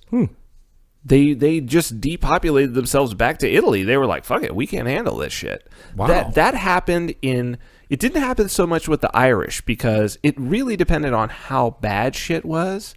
If you were coming for opportunity, a huge percentage deported themselves, which still actually, interestingly enough, is happening a lot more with Mexican immigrants. You're not getting a lot of Mexican immigration. Mexicans are like, it's shitty in LA and it's shitty in Mexico, but I'm Mexican and I think I could do better in Mexico. Yeah. And that's you get that sort of free market So what you get now, and we've got this caravan coming up or whatever, you notice it's all from Central America because the drug gangs have gotten so bad. Yep. Because of the wars that the U.S. kicked off in the 80s, you know what I mean? Yeah. And then deporting all the MS-13 people from L.A. And it's bad in Central America. It's MS-13 wouldn't exist exactly if the government wasn't fighting a $1 trillion drug war. That's right. That's right. That's absolutely right. There would not be a business for them to be in. Absolutely right. And always, every culture, when you get an established culture, you have to have, bad as it is, you have to have an underclass. We've known this in every civilization since going back to ancient Egypt. The trick is not to force it. You don't force it. You want people to voluntarily. Yeah. But then I think one of the smart things that the Romans did, the Romans were very smart about this. They weren't smart about the sustainability of it. But what they were smart about was you don't just keep them as a permanent underclass. You make some pathway to citizenship. The Romans did it through the military because they figured, well, a good percentage of them are going to die. We're going to put them on the lowest rank of the infantry. They're going to eat arrows and spears and shit. If you survive, you're going to be a citizen. Yeah. But 85% of you are probably going to die. We're going to give you the shittiest position in the line.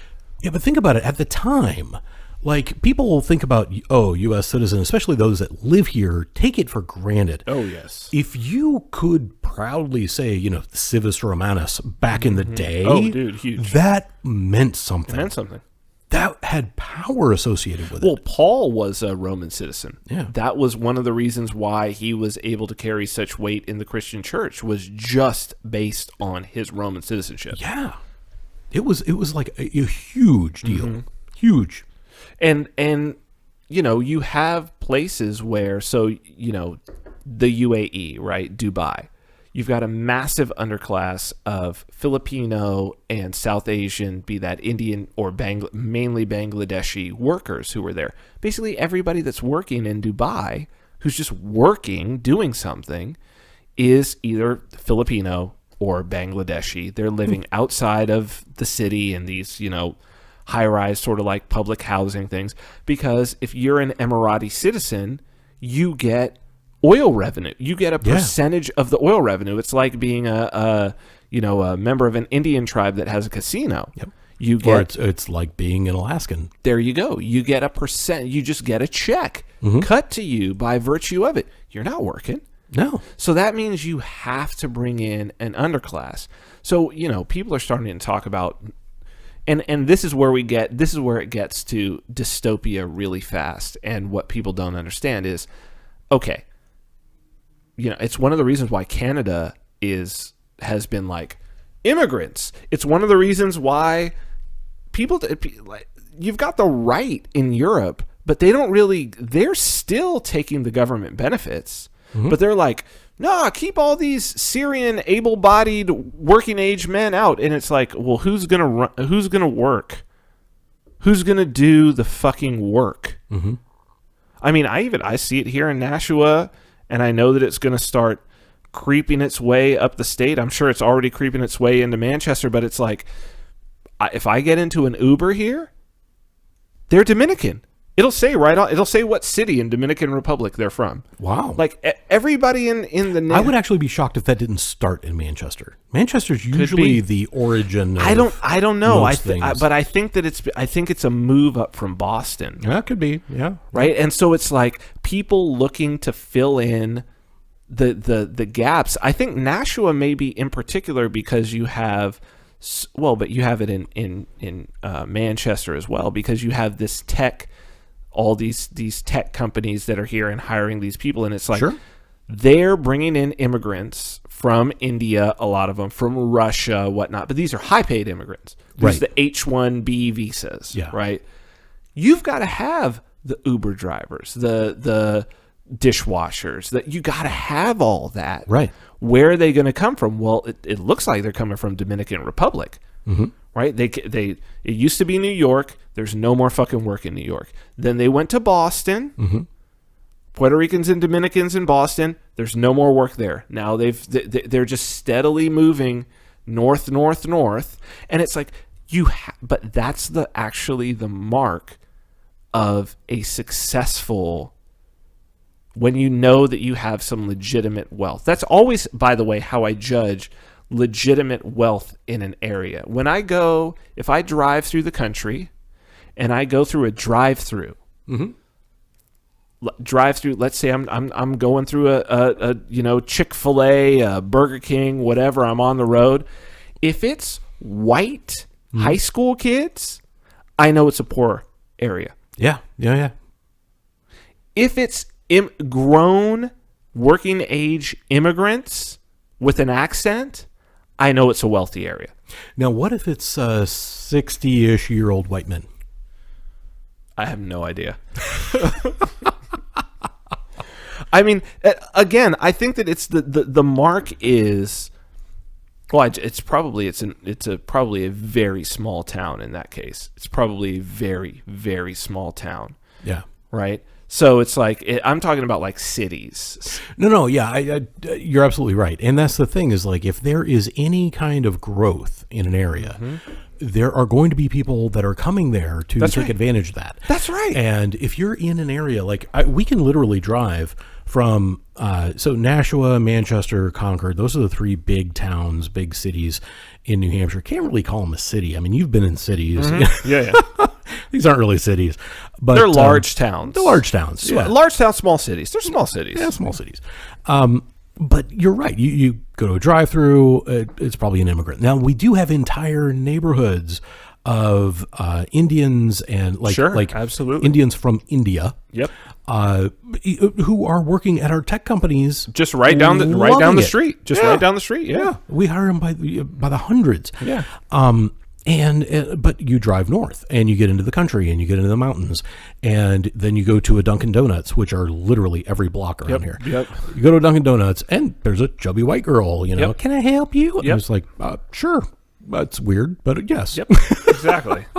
And it is interesting in that regard. The question becomes, can you sustain a permanent underclass? And then,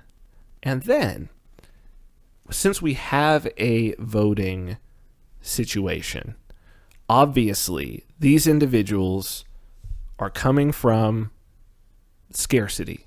Sure. They're coming to abundance, relative abundance, because again, it's all about what's relative. So, for instance, there's this amazing little, I've really grown to love New Hampshire for the fact that like you can pop up a restaurant in a place that would not be zoned for a restaurant at all anywhere else. You know what I mean? But I love that. Right next to the old mill building that's now been renovated and it's constantly being. I mean, there's people working on it right now. Where my office is, I love this building and I'm loving watching what's happening in that neighborhood. But there's right across the way, there's this really great little Dominican, if it was Mexican, we'd call it a taco shop. But it's like, I don't know what you call it if it's Dominican, but you go in, you get your arroz con pollo, you get this like plate of food, and they're in there and they've got their bachata going and they got the little, and it's just like it's a family that's running it. You walk in there, you might see the little granddaughter hanging out at some time or whatever, and it's the food's unbelievable, right? But they're just cooking. There's a kitchen there and everything, and they're super friendly. But it's like I watch and I'm looking at them and I'm like, they've got this restaurant. The food is fantastic. It's not that expensive. It's a little tiny spot, but it's busy. There's always people coming in and out of there. It's 3 generations of them working in there, four if you count the little grandkids hanging out after school and whatnot. And, you think about, but what would they be doing in Dominican Republic? They'd be starving to death. Exactly. And you're like, this is heaven. Total paradise. And they're business owners. They're doing their thing. And it's all women, by the way. It's all women in there. And I'm like, man, they're happy. Oh yeah. Like they're always, and you walk in and they treat you like they treat everybody like a king. Like they're happy that you're there, and it's like they've got their soul to it. And I'm like, this is it. This is it. But they're also having kids. They've come to abundance. Yeah. They're going to have kids. They're going to outbreed the people who are here who think that, man, it's crap, and they're, the outrage culture, the other NPCs. Yeah. And well, that's why I actually have not a major issue, but when it's described as a permanent underclass, technically correct, right? It is the lower end of the income spectrum. I don't know. They're business owners. They've got a great business. That second generation, I'm sure, is going to take that restaurant and expand it out to some. They could totally stick it downtown, and it would be packed day in and day out. Or maybe they don't want to. And that's the other part of it, because right? it's a cash business. How much do you need? Right. You exactly. know, and that's up to everybody to decide for themselves. There was I was the third party to an argument that was happening between two other people, where they were debating this $1 billion lottery. Yeah. Like, that person should be forced to do something with that money. And I'm like, are you kidding me? Like, literally, you're gonna first of all, the government creates a problem by creating a lottery, right? And second of all, you're gonna and then you're gonna make the government come in and take it away because you think $1.6 billion is too much. Oh my God! Like, how does the intellectual dissonance that happens when people are just having? I don't get it. But the Dominican family, maybe they're perfectly happy making their, $80,000, $90,000, $100,000 a year, what it is, off their restaurant. Mm-hmm. They're well fed, they're well clothed, they're having babies, they have a house, they're living together, they're happy. And this is where I take issue with a lot of the younger generation, the Generation Y, the Generation Z, whatever the hell we're calling them these days. They think that their model of happy or success is the universal model for happy or success. Right. And I gotta tell you, being a freaking 5-star lawyer in New York is not everybody's idea of success. It's like, calm the hell down. Well, that's also, I think, anybody who experiences it even for a little while would rather be calling their own shots in their little Dominican restaurant. Yep. Where it's at your pace, you're the king. That was, I mean, that was something I've always preferred. Small. I mean, I've been an entrepreneur for my entire life, and it's always been small businesses. Like the idea. Now I think I'm getting to the point where I'm like, okay, I'm a little older now. I feel like I could probably delegate a little bit more, but there is and it's funny because my entire family on my mom's side, I mean, my mom, when she was growing up, my grandmother and my grandfather, they had a taco shop. Yeah. Ponchos in the city that we're from, and now our extended family runs it, and it's like, now it's called Rosa Maria's. It's the legendary little taco shop, you know what I mean? That she grew up making tortillas and doing the whole thing, and it's there's something beautiful and special and fulfilling about that, and it gives you meaning to where, I go back now to my hometown, and again, like I say, it's like my extended family. These are like my cousins. And I go there for my mom has now sold the building, but our family still owned the building when I was growing up. So we would just walk in the back and get our burritos and the whole nine. And it's like, I've known these people my entire life, and they go in and they're happy. Right. Like, you see them and you know them. They're like, hey, and everybody, like, you're walking through your life in this way that it's the old town square and the merchant who knows everybody, and oh yeah, I've been going to Rosa Maria's for 20 years, 25 years, you know, since I was a kid, and now I'm an adult and I know them and they know me by name. And that's what makes you want to wake up. That's when you feel like I have ownership, I have agency in my life. Yeah. That's what business can be. Yep. And these people who are like, no, I want to go and be a cog in a wheel. No, it's crazy. There's something to be said for that for a while. If it has a purpose. Right. But if that is your end goal, right. If your end goal is middle management in a Fortune 500 company, that is a sad, sad life. Right. And I'm telling you, the Dominicans running that restaurant have it way better than I think so. Some dude making $250,000 a year in middle management in a Fortune 500 company, because they have control over their surroundings. That's right. They have a purpose. They know what it is they're doing and why they're there. They're there for the next generation. They're there to bring up the kids. Mm-hmm. And I'm telling you that SJWs and liberals and conservatives and frickin' everybody tries to define everybody's happiness. They need to fuck right the hell off. Well, that's why those three: life, liberty, and the pursuit of happiness. But it's like happiness is subjective. It's totally subjective. The right to pursue your own bliss, to follow your own bliss, to pursue your own happiness. Like, that's so important. And that's why the more, you start, it's like we're in this giant, you imagine that you're in this giant sort of environment. Let's say there are fences, but they're way out there. Like they're out farther than the eye can see. And with every law that's passed, it's like somebody draws a fence line. Yep. And then another fence line, and another fence line, and another fence line, until eventually you're in this little tiny fucking cage. Yeah. A little tiny fucking cage. And that's exactly what an authoritarian regime feels like. Yeah.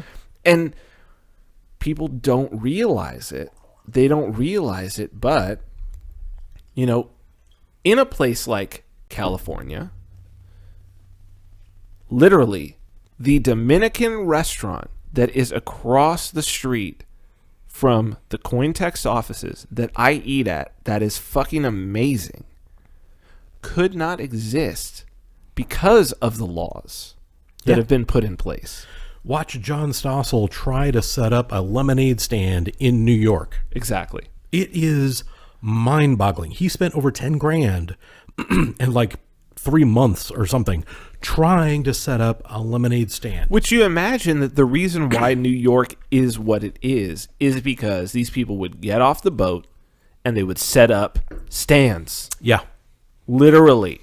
That is what it was. The Jewish, Italian, Irish, they would just set up businesses. Yep. There was no laws, no regulations about it. They'd set up a business. Yep. That truly is what the American dream is. It is. The American dream is I can set up a business and I can do commerce. Mm-hmm. That's what this country has always been about. Yep. And there's not a lot of places left and not a lot of spaces left for that. There's not. And there are more and more barriers to doing it every single year. Right. It's like, how many legal loopholes do you have to jump through to where you can actually have, do I file a LLC or do I set up as a, Chapter S, or what do I do? It's not comprehensible by the average person anymore. And so people end up accidentally doing illegal things. Oh, yes. And so then they get persecuted by law enforcement and the IRS. Internal Revenue Service, really. So you're going to force everybody to report the income that they make. That's right.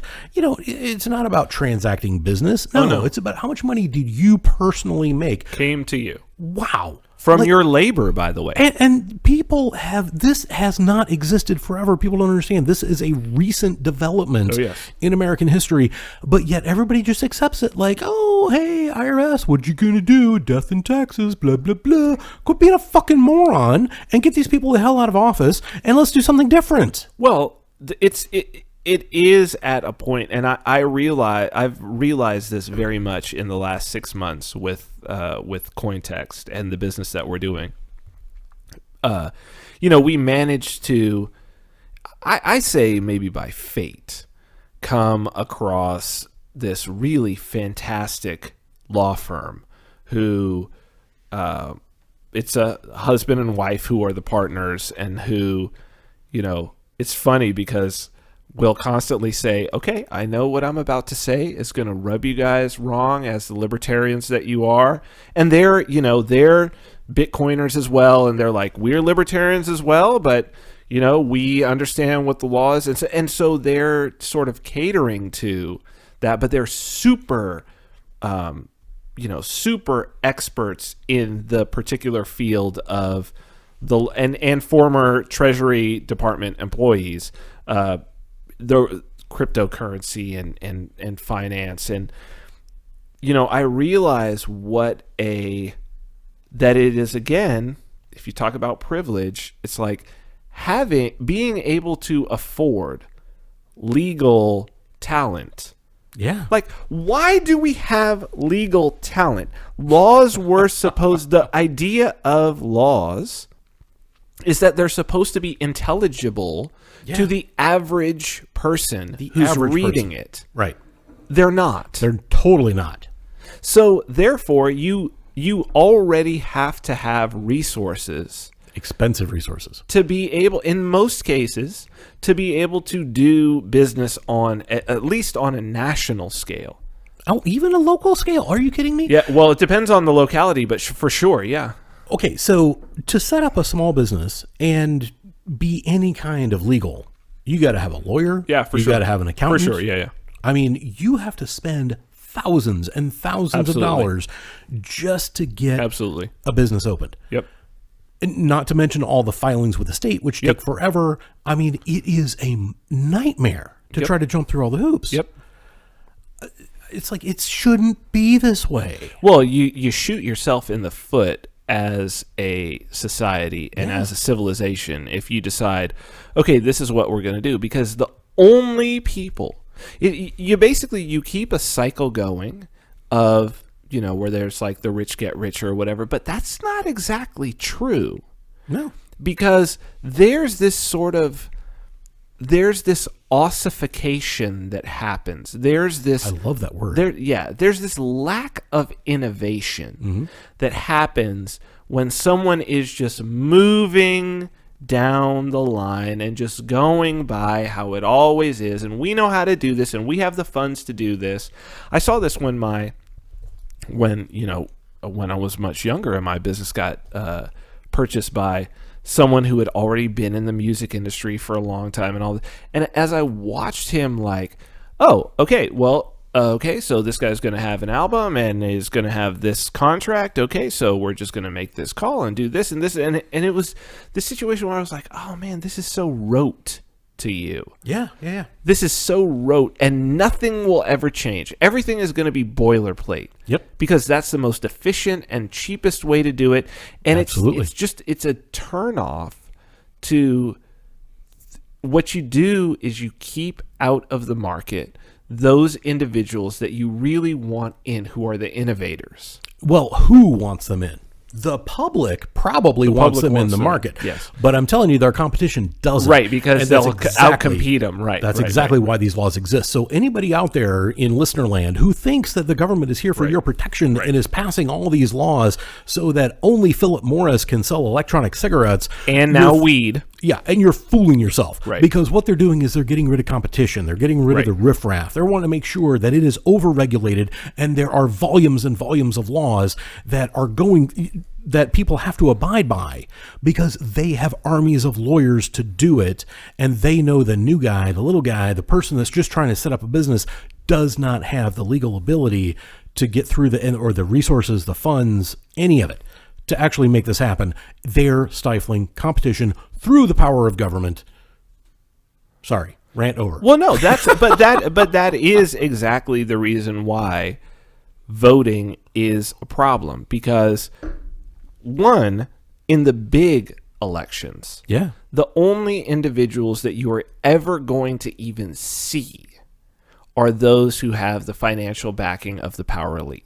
Of course, because they've designed it that way. That's how it's been designed. Yeah. But it's kind of a foregone conclusion.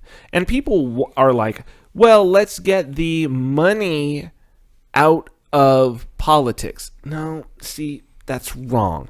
That's another side that's coming in that says, no, what we want to do instead is we don't want you to be able to contribute so that somebody could, say, make ads, or that they could send out flyers or do robocalls.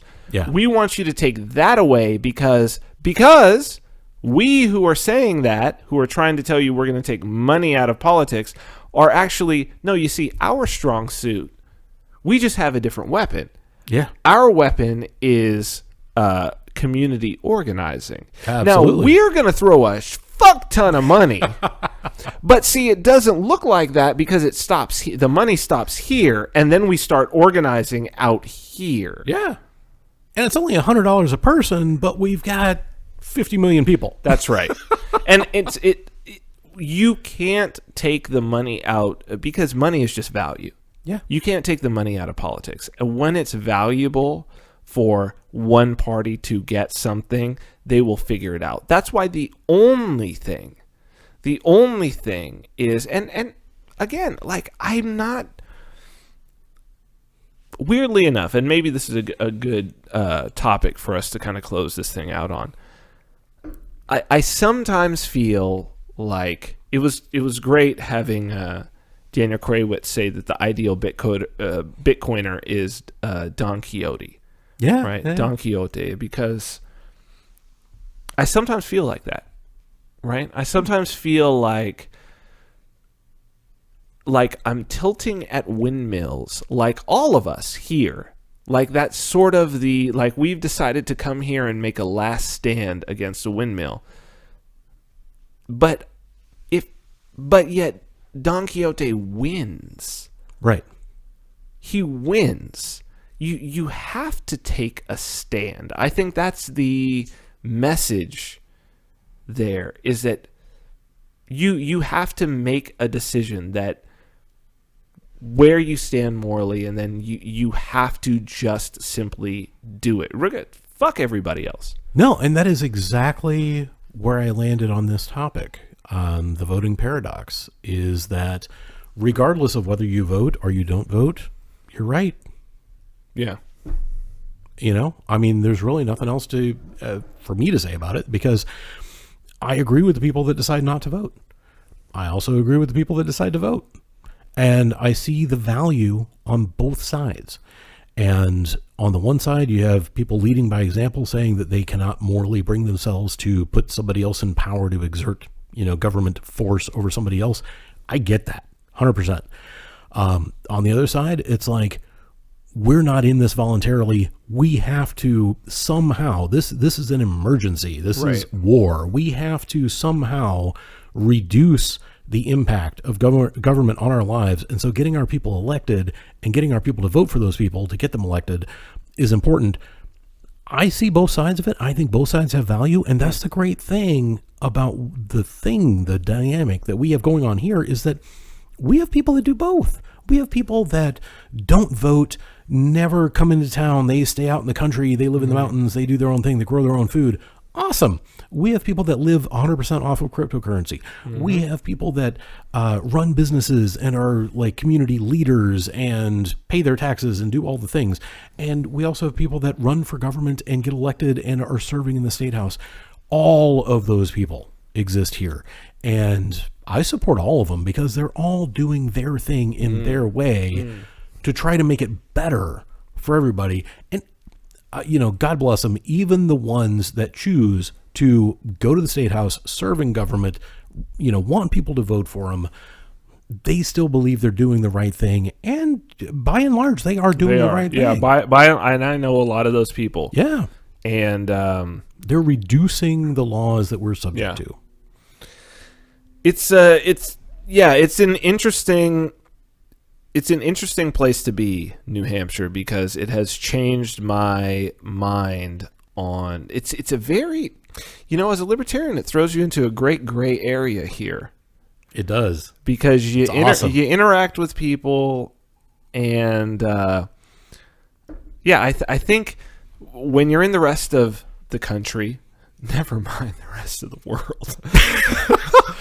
Never fucking mind going to Europe, and it's like, you motherfuckers are holy shit. But wait, you can go to jail for posting something on Facebook? Right. What? You're in the, oh my God.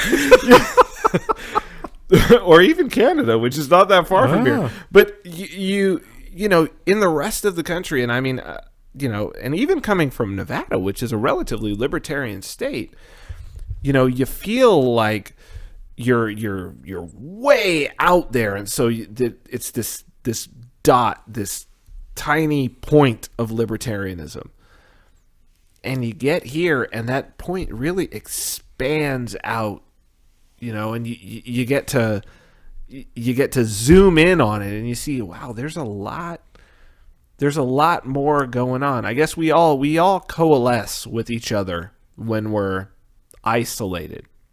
Yeah. But it really makes sense. The Free State Project really makes sense to see, oh, wow, how does this thing...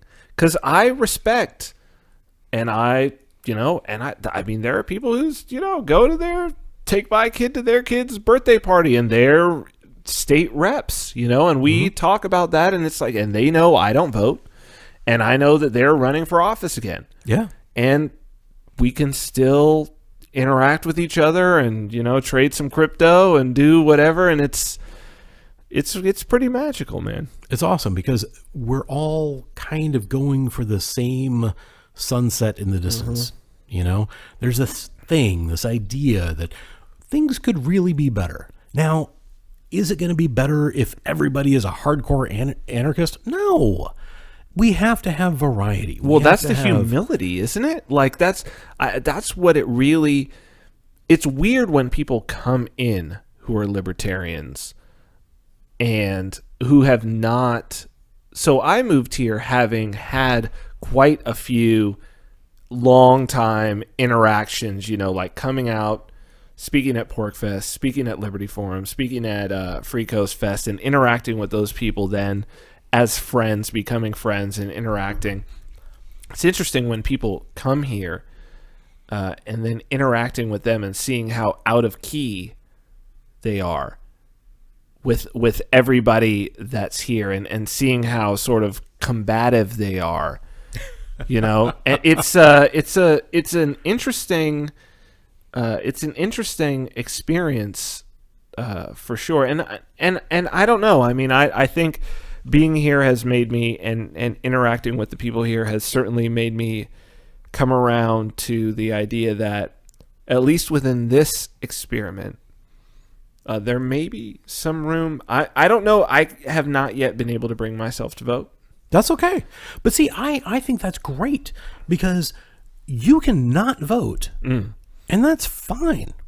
And a lot of our friends can run for office. Right, exactly. And that's fine, too. Exactly. Because we're all here trying to do the same thing. And there's not one path. There are many paths to liberty. And it's going to take all of us walking all the paths to actually get there. Because we need all those forks. We do. We need all the variations. Absolutely. And we need to support every single one of us that's moving forward. I think it's a beautiful time to be here, and I think it's a very special. I think being in New Hampshire right now is probably a lot like being in San Francisco in, let's say, 1970. I think it's something like that people will look back and say, wow, that was a time when the wave. Well, that's Fear and Loathing in Las Vegas. see the wave cresting, but he's in Las Vegas watching the San Francisco wave crest over the top of him. I don't want to be in Maine watching this wave crest over him. We're out of time. We are out of time. We're in fact a little over. We have given people bonus minutes. Yeah, we've got a few bonus minutes in there. If people want to be wine sponsors, the wine made us go over. Go to vinarmani.com/wine. Dude, thank you. Great you. Show. Fantastic. Oh my goodness. And we are taking the week off next week. We are. We're going on vacation. Which is good. We're going to be in a hot tub. Maybe not. But we'll see you guys back week after next on Vin and Dave's Destination Unknown. Woo!